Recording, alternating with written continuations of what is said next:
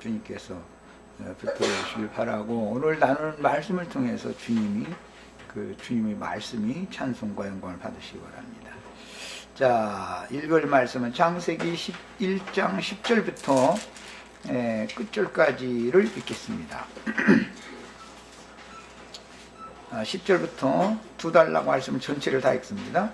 셈의 족보는 이러하니라. 셈은 100세 곧 홍수 후 2년에 아르박삿을 낳았고, 아르박삿을 낳은 후 500년을 지내며 자녀를 낳았으며, 아르박삿은 35세에 셀라를 낳았고, 원은 셀라를 낳았던 게 아니라 가이난을 낳았었죠. 그런데 가이난은 이제 제외되고 셀라가 그 자리에 들어갔어요. 자, 그 다음에 셀라를 낳은 후에 403년을 지내며 자녀를 낳았으며, 셀라는 30세에 에벨을 낳았고, 에벨을 낳은 후에 403년을 지내며 자녀를 낳았으며, 에벨은 34세에 벨렉을 낳았고, 벨렉을 낳은 후에 430년을 지내며 자녀를 낳았으며, 벨렉은 30세에 르우를 낳았고, 르우를 낳은 후에 209년을 지내며 자녀를 낳았으며, 르우는 32세에 스룩을 낳았고, 스룩을 낳은 후에 207년을 지내며 자녀를 낳았으며, 스룩은 30세에 나홀을 낳았고, 나홀을 낳은 후에 200년을 지내며 자녀를 낳았으며, 나홀은 29세에 데라를 낳았고, 데라를 낳은 후에 119년을 지내며 자녀를 낳았으며, 데라는 70세에 아브람과 나홀과 하란을 낳았더라.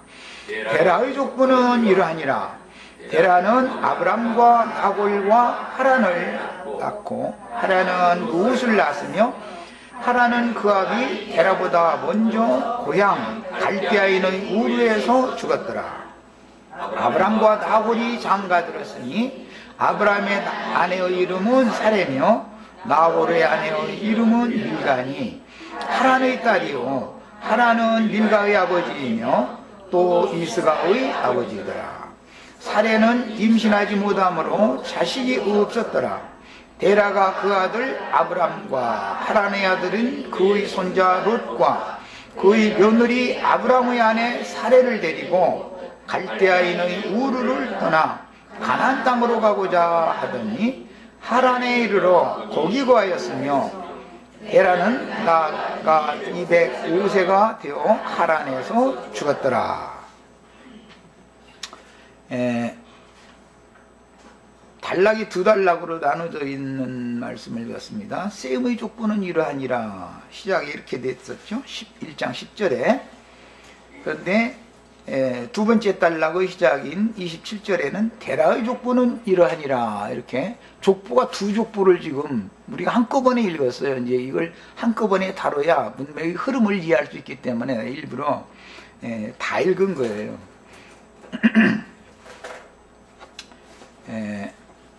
많은 사람들의 이름이 계속 열거를 되고 있으면서도 셈이라는 사람과 데라라는 사람을 특별하게 이렇게 기록을 하는 것은, 노아의 세대에서는 셈이 머리가 되는 지파장이다, 그런 의미가 있는 거고, 아브라함의 세대를 말할 때는 데라가 머리가 된 사람이었다. 노아의 아들인 후손인 셈의 세계는 이제 끝나는 것이죠. 아브라함의 새 세계로 이어져야 되는데 그 연결 고리를 맺는 사람은 데라였다, 이제 그런 말인 것이죠. 본문에서 사용한, 이제 두 번 사용한 셈의 족보 또는 데라의 족보라고, 이렇게 족보라고 번역한 이 용어는 이제 여러 번을 말씀드렸지만 히브리에서는 그 토레다라는 이제 용어인데, 이 토레다라는 용어의 의미는 후의 세계 계보, 그 다음에 어느 가문의 내력, 이렇게 번역이 되는, 성경에도 이게 여러 가지로 이렇게 번역이 되는 용어예요. 제일 이제 이해하기가 어려운 것은 내력이라고 번역을 하면 좀 쉽게 이해하기가 좀 어렵죠. 그런데 창세기 2장 4절에 보면 내력이라는 말이 거기 처음 사용됐는데 그게 족보라는 말이에요. 족보. 그 2장 4절을 소급해서 가서 다시 한번 읽고 이 문맥의 흐름을 이해하는 데 좀 도움을 좀 받기 바랍니다.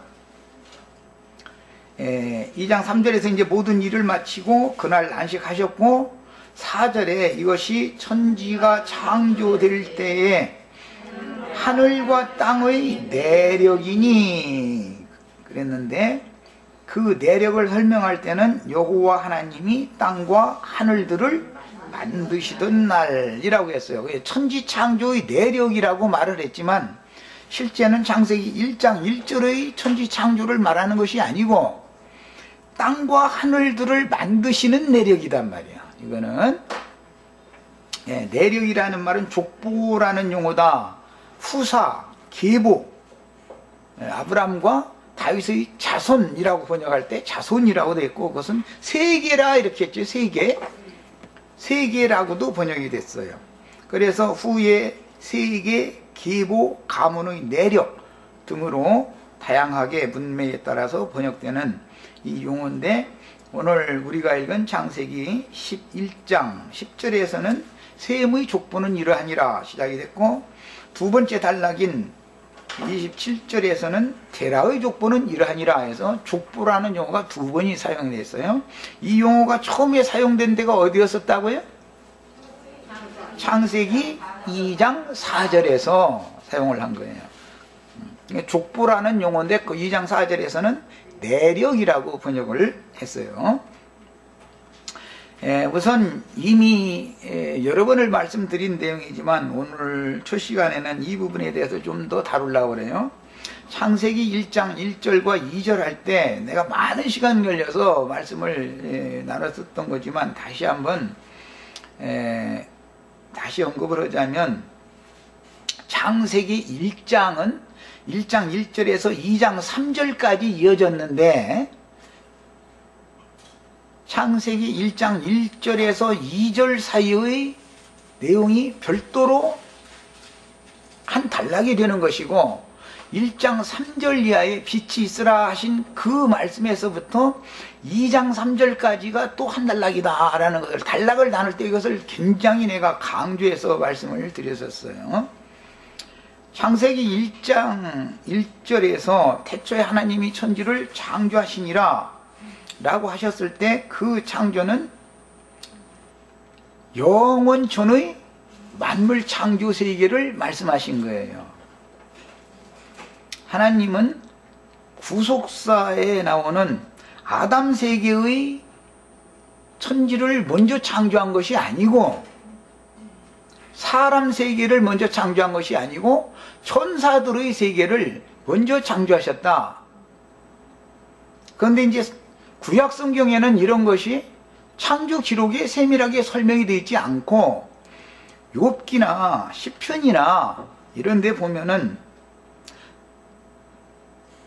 구속사의 첫사람인 아담 세계 이전에 인간 우리들이 계산하는 그 시간상으로는 계산이 되지 않지만 하나님께서 창조하신 그 세계를 예를 들어서 산을 밀어서 바다가 되게 하셨다라든지 또는 해를 뜨지 못하게 하고 별들을 다 봉해서 빛을 발하지 못하게 하셨다라든지 그리고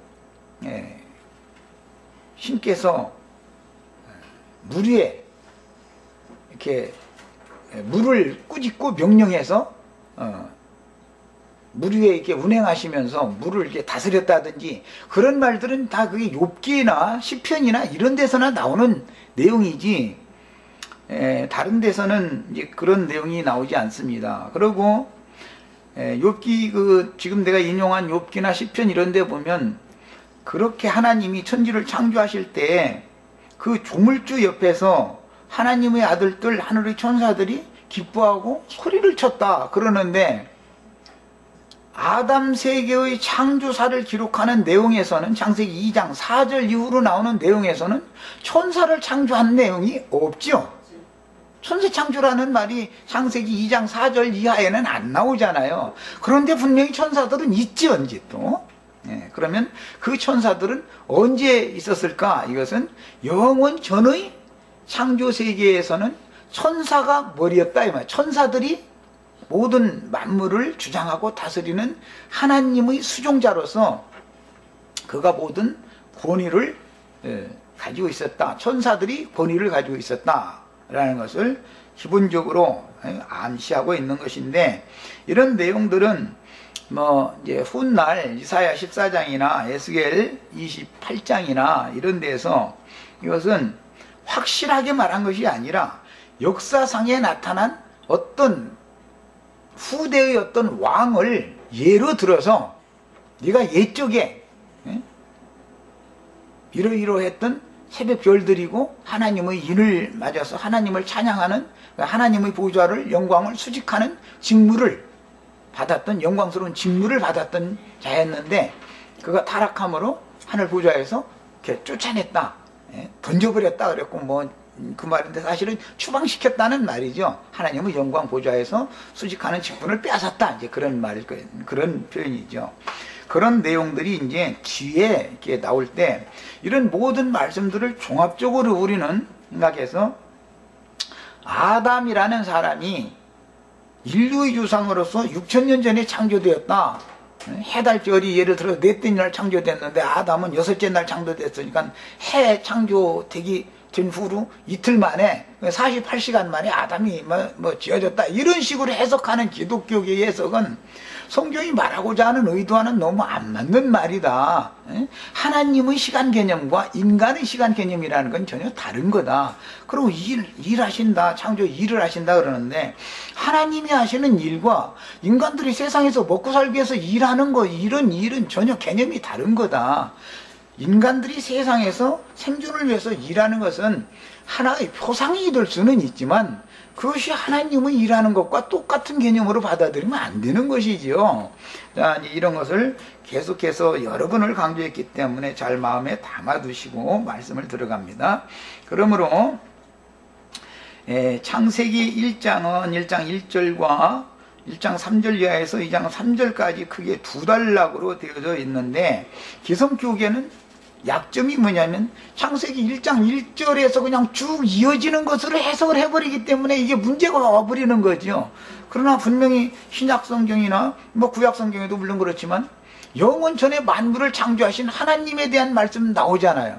아담은 영원 전에 하나님 창조한 게 아니죠. 아담 세계라는 건 인간의 시간 개념과 안 맞는, 즉 넷째 날 이전에 이미 인간의 시간 개념과 맞지 않는 영원한 시간 내에 있었던 일들을 분명히 성경은 말하고 있는데도 불구하고 이것을 구분을 하지 않는 게 참 문제죠.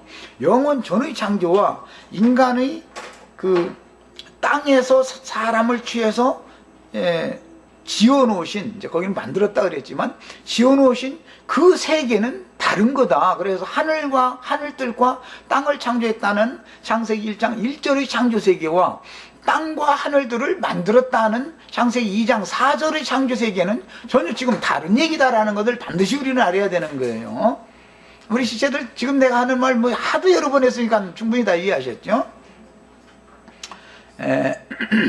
그런데 영원 전에 하나님께서 만물을 창조하셨는데 그때는 천사들이 하나님의 수종자로서 모든 영적 권위를 천사들이 가지고 있었었죠. 그 이제 땅에 있던 모든 생물들은 주로는 그때는 이제 뱀들이 많이 이제 번성을 했던 시대고 사람보다도 뱀이 더 번성을 잘했다는 뜻이겠죠. 이제 그 시대에는. 그런데 영원 전에 하늘 보좌에서 타락 천사장과 그를 따르던 천사들을 추방하셨기 때문에 하늘 보좌에서 지상에 있는 생물들에게 그 영들이, 타락 천사들이 내려와서 지상에 있는 뱀의 영을 가진 그 타락 천사들의 영이 지상의 인간 세계에 들어왔다 이 말이에요. 말하자면 영원 전의 세계에 지상의 인간들의 정신세계를 주장함으로 하나님은 하늘만 심판하는 게 아니라 이제는 땅도 심판을 할 수밖에 없는 상황이 오게 됐고, 그래서 땅을 또 심판을 하니까 하늘에서는 타락천사들을 쫓아내는 이제 추방이 있었고, 그들이 와서 땅을 또 더럽히니까 땅을 또 심판을 하니까 땅이 혼돈하고 공허하며 흑암이 깊음 위에 있게 되었었고, 땅을 그렇게 심판하신 다음에는 예를 들어 욥기 9장 같은 예를 들자면 하늘을 밀어서 높은 산들을 다 밀어서 막 바다에 그냥 밀어넣고 뭐 이제 이런 얘기가 나오면 그런 것은 큰 지각 변동이 어마어마한 지각 변동이 있었다는 걸 암시하는 말이죠. 그것은 땅을 심판하는 하나님의 방법이었다 이 말이죠. 그리고 나서는 해를 봉하고 빛을 뜨지 못하게 하니까 흑암이 깊음 위에 있게 되는 것이고, 그리고 나서는 이제 물을 또 이렇게 이제 물로 덮어버리고 나니까 하나님의 신은 그 물 위에 운행하셨다라는 말씀으로 이게 이어질 수가 있었던 것이죠. 역사적 이런 배경을 기본적으로 이제 잘 알고 계셔야 되겠어요. 그래서 이제 땅까지 심판하고 물로 덮었으므로 땅은 공허하고 혼돈하며 흑암이 깊은 곳에 있게 되었으며, 이미 이런 일이 있었고 태초에 하나님이 천지를 창조하셨느니라 그랬는데 그 하나님은 빛이시죠. 어두움은 조금도 없는 분이죠. 그러니까 빛과 빛이신 하나님은 이미 있었던 것이죠. 심판으로 말미암아 어둠이 또 창조가 또 된 거죠. 어둠이 또 지어진 거예요. 심판으로 말미암아. 그래서 첫날부터 전부 저녁이 되며 아침이 되니라는 말은 이미 빛과 어둠이 있었었기 때문에 그런 말이 가능한 것이지, 빛도 없고 어둠도 없는데 넷째 날 이후에나 빛이 있고 뭐 어둠도 이게 교차되는 이제 그런 것만을 생각한다면 성경이 거짓말이 되어버리는 것이 기독교계의 해석으로 보면 거짓말이 되는 거잖아요. 이게 기본적인 이런 문제를 아셔야 돼요. 그러니까 빛이라고 하는 것은, 완전한 빛은 영원한 빛이신 말씀 빛만이 영원부터 영원까지 있는 생명의 참 빛인 것이고, 그 말씀의 빛이 하나님의 영광 빛인 것이죠. 그리고 인간 세상에 유구의 인간들을 생존에 공급력을 주는 해라고 하는 빛이나 달이나 별들이 이렇게 운행되게 한 것은 없었던 걸 그때 창조했다는 말, 넷째 날 없었던 걸 그때 창조했다는 말이 아니고 이미 그게 욥기 38장에 보면 영원 전에 있었었죠.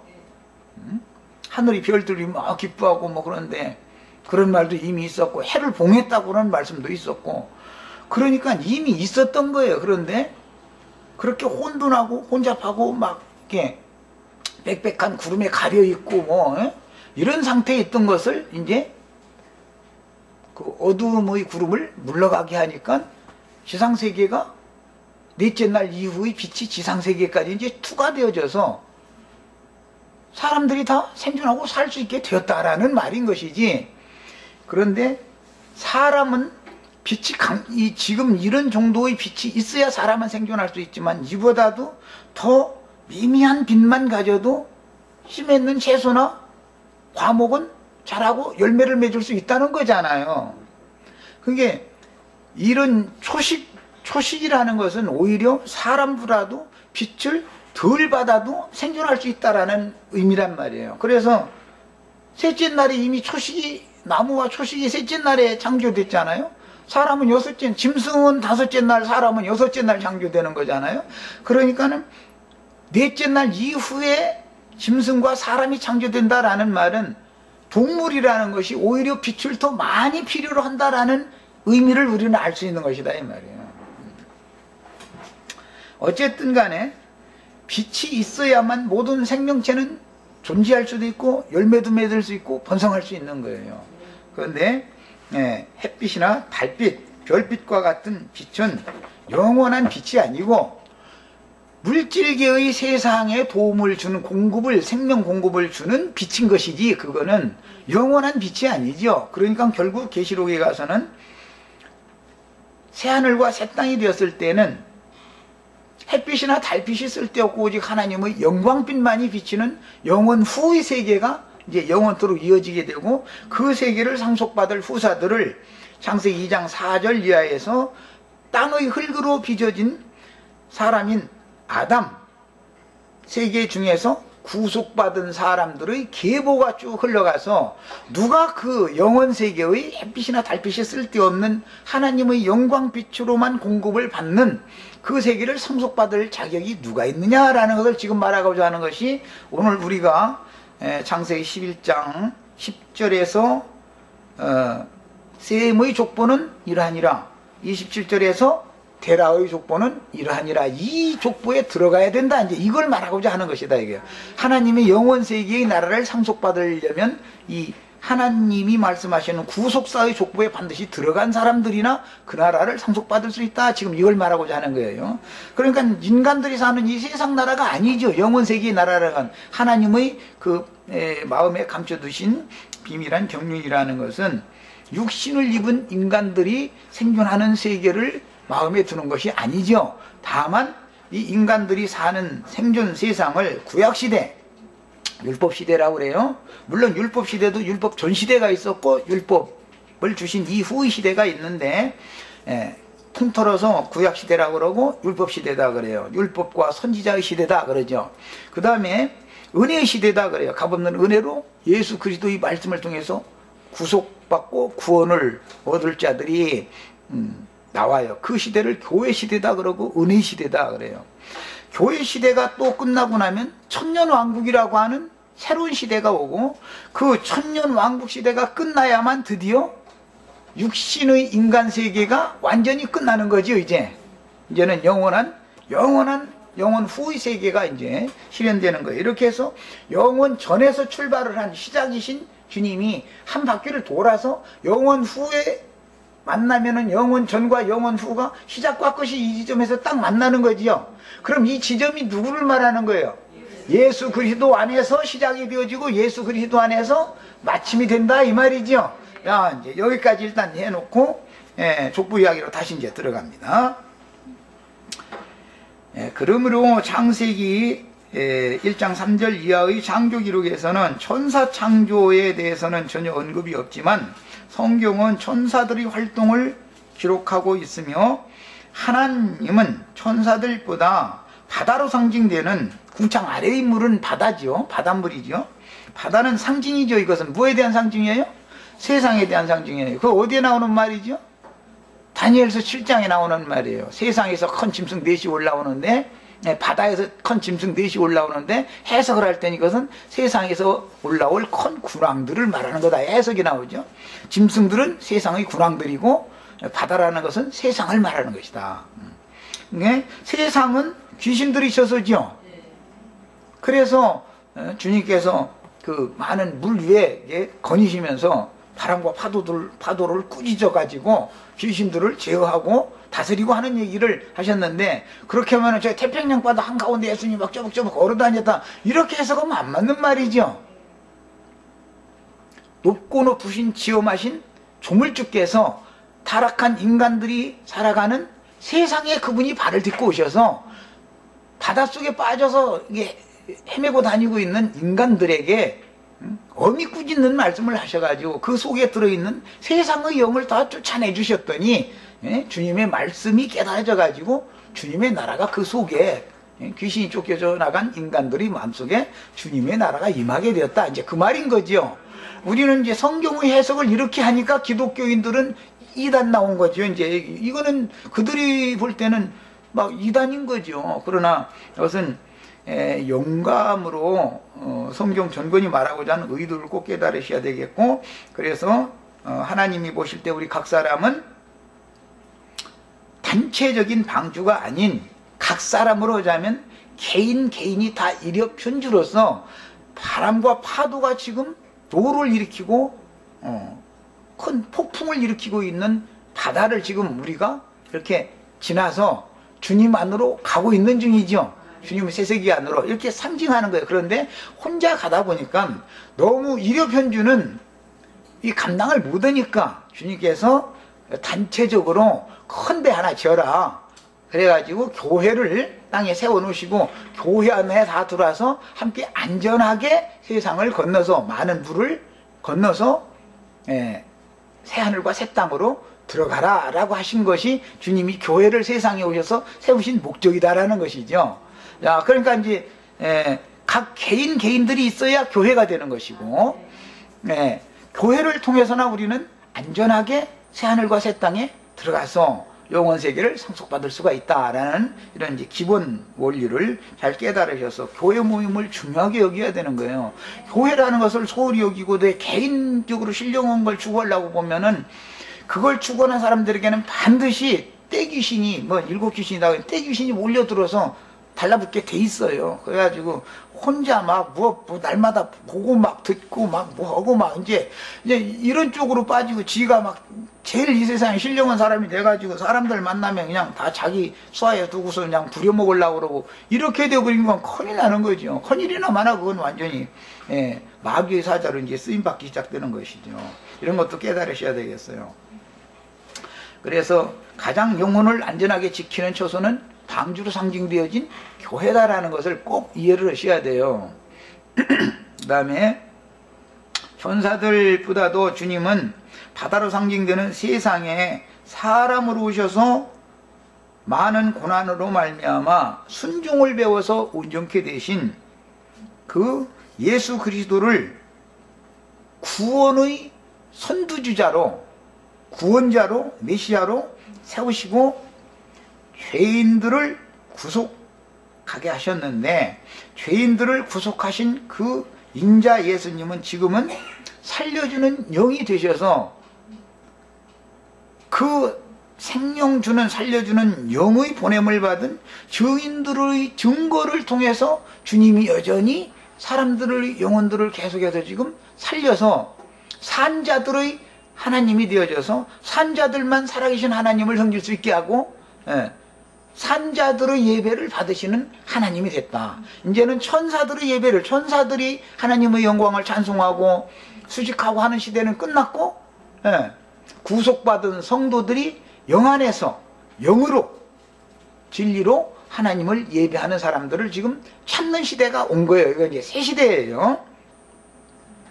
자, 그러므로 예수님은 많은 물에서 건져내심을 받은 땅의 성도들을 존귀하게 보시며 표상적으로 예수님이 이 땅에 오셨을 때 요한에게 가서 많은 물로 말미암아 이제 침례를 받고 물에서 올라오실 때 하늘에서 이는 내 사랑하는 아들이요 기뻐하는 자라라는 음성이 들렸다 그랬죠. 그러니까 이제부터는 예창조 세계의 하늘 천사들을 사랑하고 기뻐하는 것이 아니라 사람으로 오신 예수를 더 기뻐한다 이 말이죠. 그 사람으로 오신 우리를 천사로 지어주시기를 바라지 마시고 사람으로 지어주신 것을 이제 감사해야 돼 이제는. 그래서 죄 있는 죄 많은 인생으로 지어주셨지만 영광의 복음의 광채를 끊임없이 비추게 하셔가지고 어느 날 성경 이야기를 통해서 이 이야기가 내 영혼을 구원하는 생명의 빛을 발하게 하는 이야기구나라는 것을 깨닫고 그 빛을 받아들이면 빛이신 하나님의 아들, 빛의 아들들이 되는 거죠 이제. 이렇게 해서 천사들에게 영원 전의 창조 세계를 맡겼던 것처럼 영원 후의 세계는 사람 천사들에게 맡기는 것이 하나님의 더 기뻐하는 뜻이다 라는 거예요. 그래서 시편 16편 2절 지난번에도 그 인용해드렸지만 땅의 성도들은 존귀한 자니 나의 모든 기쁨이 저에게 있도다 그랬어요. 사람이신 예수님을 기뻐하시고 그 예수 그리스도의 구속을 영으로 깨닫고 마음에 믿어서 구속에 참여한 자들 땅의 성도들을 하나님이 기뻐하셔요. 이것이 이제 성경 전권에 흘러가는 중심 주제입니다. 전사를 숭배하는 신앙과 많은 고난으로 말미암아 순종을 배워 온전케 되신 인자 예수께 이루신 구속을 은혜로 받고 진리의 말씀으로 나아진 하나님의 아들들은 천사를 숭배하는 신앙이라는 것은 여전히 육에 있는 자들의 신앙이죠. 영이 거듭났으면 천사들이 나를 섬겨야 되는 것이지 내가 천사를 섬기면 안 되죠. 그런데 육체는 천사들에게 다스림을 받게 돼 있다. 왜? 옛 창조에 속해 있으니까. 그런 거예요.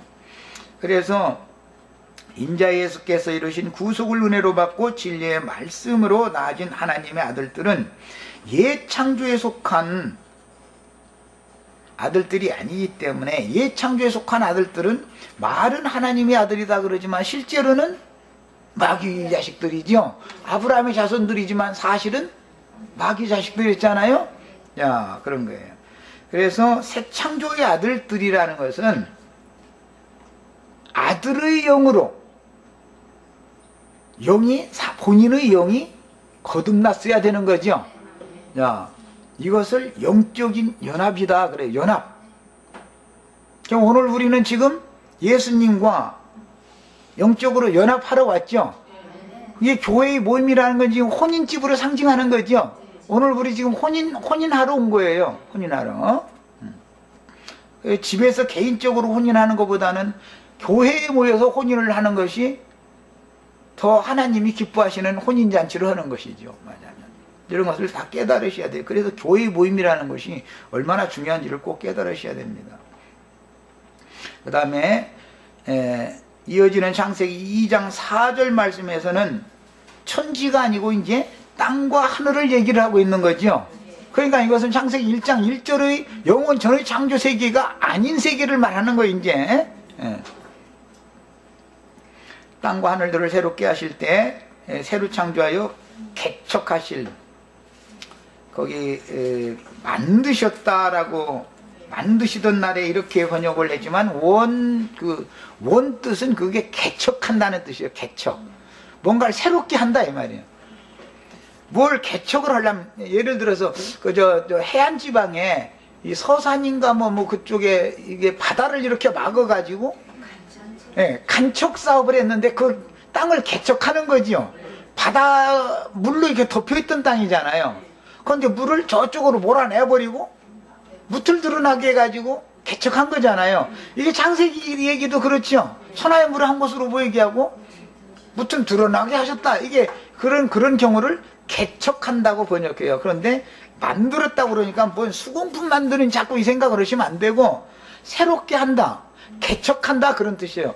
개척자는 하나님이죠. 예수님이 오셔서 마귀에게 탈취당해서 세상의 영에게 덮여있던 우리 영혼들을, 세상의 영을, 귀신들을 싹 몰아내서 너는 저쪽으로 가가지고 더 이상 거기 넘어는 오지 말라고 명령을 하셨죠. 그런 구절 욥기나 시편이나 읽어보셨어요?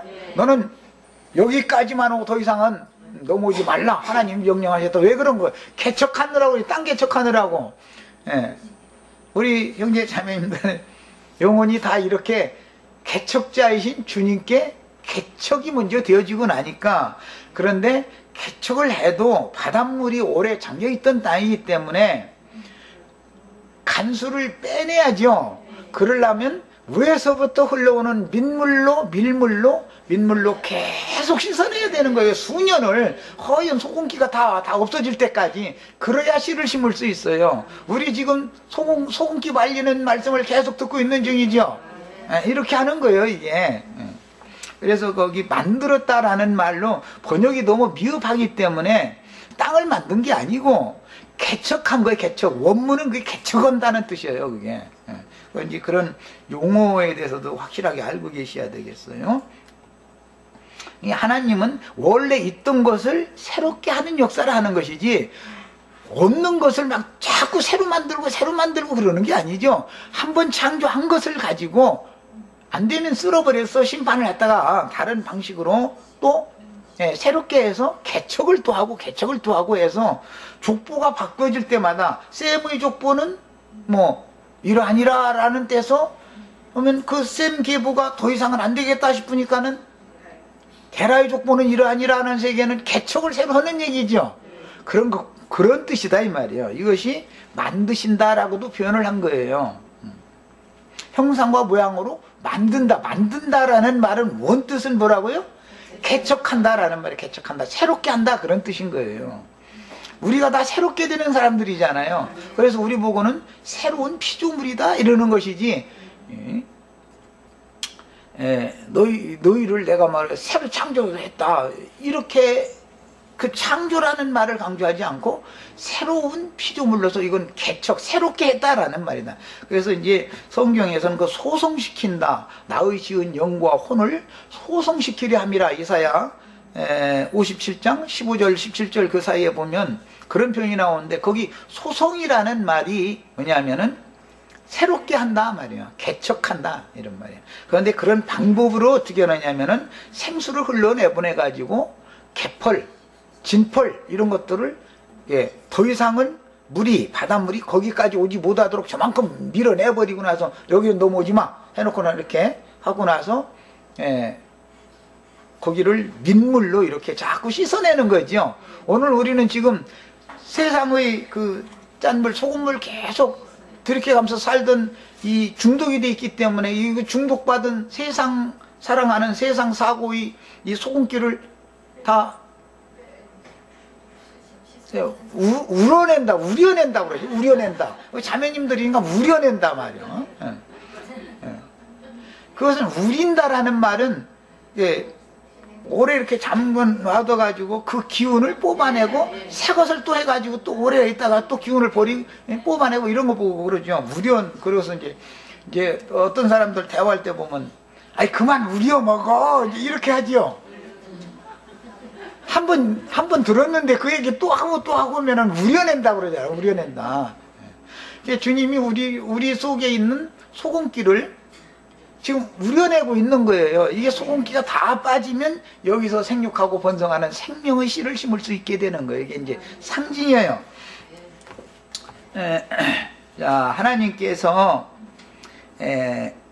이처럼 새 창조를 하신다라는 것은 원래 있던 창조 자체를 없애버리고 새로 만들고 자꾸 그런다라는 개념이 아니고, 영원 전에 창조하신 만물을 심판하시고 새롭게 자꾸 해나가는 거예요. 한 어떤 족보, 셈의 족보는 이러하니라 해가지고 데라의 족보까지 오는 기간 동안에 한 시대라고 그러죠. 시대. 그 한 시대 중에는 각 세대들이 지나가죠. 이렇게 하는 거예요. 그래서 창세기 2장 4절 말씀에서 땅과 하늘들을 새롭게 하실 때에는, 여기는 하늘들과 땅이 아니고 땅과 하늘들이라는 거 이분이 말씀드렸고, 새로 창조하여 개척하시는 건데 이것도 다 새롭게 하시는 거죠. 그래서 거기서 창조라는 개념은 없는 것을 있게 한다는 개념이 아니고, 이미 있던 것들을 심판해버리고 나서 새롭게 한다 그런 뜻이에요. 이제 이것은 재건축과 같은 뜻이죠. 어떤 땅에 예를 들어서 명동에 30년 전에 집어넣었던 건물이 있다. 근데 옆에 건물은 막 40층 50층씩 올라갔으니까 이제 햇빛도 안 들어와 이제. 그러면은 어떻게 해야 돼요? 자기가 재건축을 하든지 땅을 팔든지, 건축업자한테 이제 그러면 땅이 팔렸어. 그러면은 옛날에 했던 30년 전의 집을 완전히 싹 쓸어버리고 평탄 작업을 일단 다 해야죠. 그리고서도 땅 속에 뭔가 지대를 다시 놔야 되기 때문에, 토를 다시 놔야 되기, 높이 올라면 지대를 튼튼하게 놔야 되니까 이제 옛날 건물처럼 그 지대 가지고는 안 되니까 땅을 또 파지요. 이런 것 보고 구약 성경에서는 땅을 간다 그래요. 말씀은 우리 옛사람을 무너뜨리고 나서 그 다음에 청소 싹 하고 나서는 막 땅 파죠. 깊이 파고 나서는 거기다 이 복음의 기초를 단단하게 기소를 하는 거잖아요. 그리고 나서 이 반석의 터가 닦여진 이 터 위에 세워야만 흔들리거나 요동이 없는 것이단 말이죠. 그래서 우리는 새 사람으로 주 앞에 세움을 입을 때 이렇게 세움을 입는데, 유다서에서는 지극히 거룩한 믿음 위에 자기를 건축하며 그런 거예요. 우리가 지금 주님 앞에 이렇게 하나님의 사람으로 새로 마귀의 사람이었던 옛사람, 이 집이니까 이게 이 집을 허물어 버리고 새 사람을 지금 세우는 얘기, 이것이 창세기 2장 4절 이하에 나오는 기록이다. 이제 그런 것을 알고 계셔야 돼요. 자, 그래서 그 내용을 말할 때 땅과 하늘들을 만드신 내력이라고 한 거예요. 지금 내가 쭉 설명한 게 이것이 땅과 하늘들을 만드시던 내력인 거예요. 나 이제 설명을 이제 쭉 했어요. 자, 하나님께서 이렇게 새롭게 하시는 내력, 일이 반복적으로 이루어지는데 어느 세대 때 이렇게 시작해서 그 다음 세대 어느 세대에 가서 이것을 완성하셨다라는 것이 쭉 족보 이야기고 내력이죠. 내력과 족보라는 건 같은 용어다 이 말이에요. 그래서 아까 그 개척한다라는 말이나 새롭게 한다라는 말은 같은 개념이었다. 그런 히브리어의 용어가 이렇게 다양한 것은 참 이게 의미가 깊은 것들이 많은 거죠. 이게 히브리어의 이제 특징입니다. 은어들이니까 히브리어는 하나님께서 새하늘과 새 땅의 만물을 새롭게 하여 후사들에게 상속해 주시는 일을 하시기 위해서는 반드시 종들이 필요하기 때문에 집터를 새로 닦고 뭐 옛날 집 무너뜨리고 집터 새로 닦고 땅 파가지고 기소 놓고 이런 거 다 하려면 건축자들 그 일꾼들이 필요하죠. 그래서 그 하나님의 하시는 일에 동역하는 사람들을 일꾼이라고 그래서 그런 개념을 한 거예요. 그래서 사역자다 이렇게 표현을 했어요. 그런데 그 사람으로 이 하나님의 뜻을 이루어서 일을 하셔야 되니까 반드시 사람을 보내야 되는데 하나님은 신이지 사람이 아니니까, 혈육이 아니니까 신과 신의 일을 대행해서 그 일을 수행할 사람 사이에 어느 소통이 필요하죠?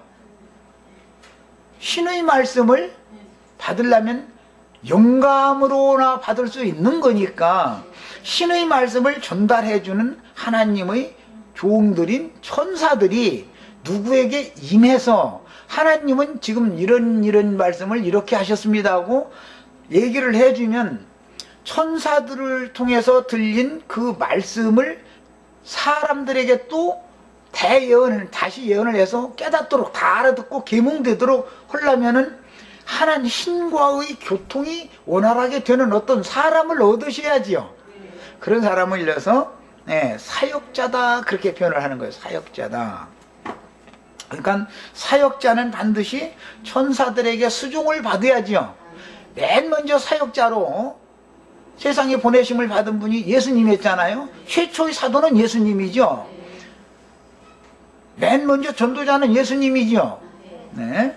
전도된 사람들을 목양하는 목자는 예수님이에요. 또 사람들을 목양하기 위해서는 가르쳐야 되니까 교사는 예수님이에요. 다. 그런데 그 예수님이 아버지의 일을 할 때 예수님이 사람으로서 혼자 할 수 있는 게 아니고 천사들이 그를 수종들어서 하나님께서 당신이 보낸 사역자에게 사역을 잘 할 수 있도록 천사들을 보내서 끊임없이 보호를 하시고 말씀을 끊임없이 공급하시고 오늘은 이 말 하라고 하셨습니다. 또 다음 집회는 이 말 하라고 하셨습니다 하고 이 교통이 계속 되는 사람이라 그 일을 하는 것이죠. 네.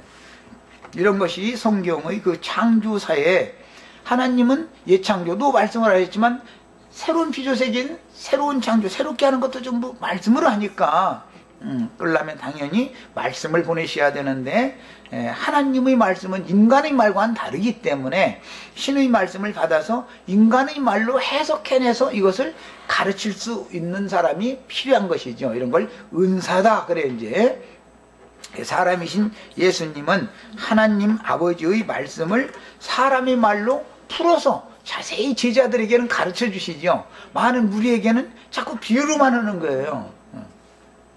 그러니까 대회로 모이는 사람들은 비유의 말은 듣지만 자세히 풀어서 가르쳐주는 말씀은 듣지를 못하는 것이죠. 그러니까 등은 보기는 늘 보는데 이 말 같고 저 말도 같고 늘 그런 거예요. 기독교 생활 오래 해도 대부분 그렇잖아요. 그러나 이제 요한은 등불이지만 사도들은 햇빛을 반사하는 빛이니까 사도들의 빛과 요한의 빛은 비교도 안 되는 거죠. 예. 그래서 이제 하나님이 직접 가르쳐서 빛을 발하게 하신 사자들을 만나면은 얼굴을 하나님의 영광을 아는 그 빛을 주님의 얼굴을 면전에서 딱 바라볼 수 있기 때문에 그 강렬한 영광빛이 자신의 심령에 비춰지고 깨달음이 오고 그 다음에 마음에 반사되어도 안 죽는단 말이야. 그러나 아직 죄가 씻음받지 못한 사람은, 그릇이 더러운 사람은 죽는다라는 것은 교만해져 가지고 똑똑한 채하고 아는 채하고 이제 이렇게 돼 가지고 신께 버림받는다라는 말인데, 구속받은 사실이 없는 사람, 즉 개간된 적이 없는 사람이 하나님의 말씀을 부분적으로 깨달으면은 죽죠. 모세 때는 하나님 만나면 죽잖아요. 왜 죽는 거예요? 자기가 말씀 다 깨달았다고 교만해지면 하나님이 그를 버린다. 하나님은 교만한 자는 물리치시고 겸손한 자에게 은혜를 주시는 분이기 때문에 이제 이런 표현들이 나온 거예요. 여기까지 일단 하시고 잠시 쉬었다가 이어서 하겠습니다.